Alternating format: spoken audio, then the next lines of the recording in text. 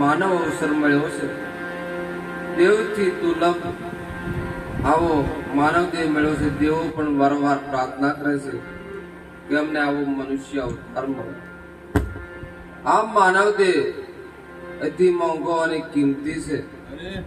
એક એક અવયવની તમે કિંમત કરો, બહુ અમૂલ્ય છે. એક આંગળીને કોઈ લાખો રૂપિયા આપે તો આપણે આપતા નથી. અકસ્માત થતા કોઈ કપાઈ જાય તો અલગ છે, પણ કોઈ લાખો રૂપિયા દેતા એક આંગળી નહોતી.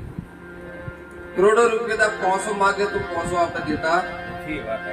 નાનો એવું નાક છે, કરોડો રૂપિયા આપે તો આપણે આપીએ. કોઈ અકસ્માત થઈને કપાઈ જાય તો એક અલગ વાત છે. માટે આવો એક એક કવિઓની જો તમે કિંમત કરો તો આને અનમોલ કિંમત થાય છે. અને આવો આપણને અવસર મળ્યો છે, અને એમાં આપણે સમરસ સદગુરુ મળ્યા છે. કારણ કે સત્યની વાત સદગુરુ સિવાય સમજાતી નથી. વેદ વાંચો, શાસ્ત્ર વાંચો, પુરાણ વાંચો, પણ સત્યની વાત સમજાતી નથી. એના માટે સદગુરુ પાસે જવું પડે છે. કૃષ્ણ ભગવાન અર્જુનને કહે છે કે હે અર્જુન, હું આવતો નથી, જાતો નથી, જન્મતો નથી, મરતો નથી. આકાશથી ઊંચો, પૃથ્વીથી પહોળો, પવનથી ઝીણો ને પાણીથી પાતળો, આવો અજર અમર ને અવિનાશી છું. અને ત્રિગુણી માયાની હોતી છું, પાણો છું.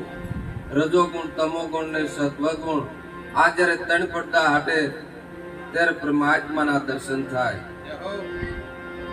ત્યારે કૃષ્ણ ભગવાન કહે છે અર્જુનને કે આવું આ મારું સ્વરૂપ જાણી લે, અને જે મારું સ્વરૂપ છે એ જ તારું સ્વરૂપ છે.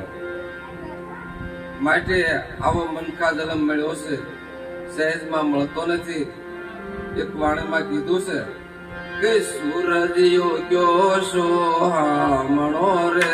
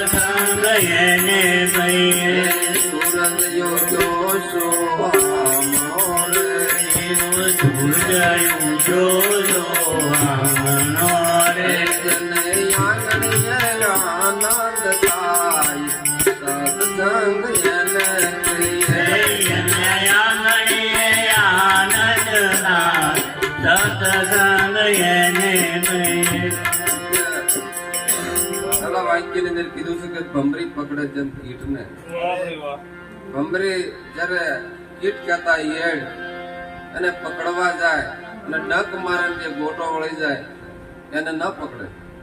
ડક મારીને જે સીધી થઈ જાય અને લઈ જઈને દરમાં પૂરી દે, અને પાછા પગલે એનું દર સાંધી દે છે, અને એકવી તીક્ષે અને પાંખું ફૂટે છે.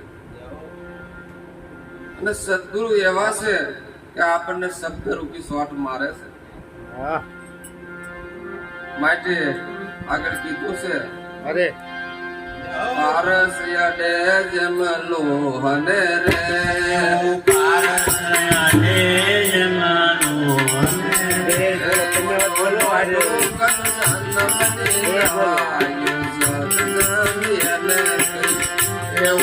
લોડો કંચન બની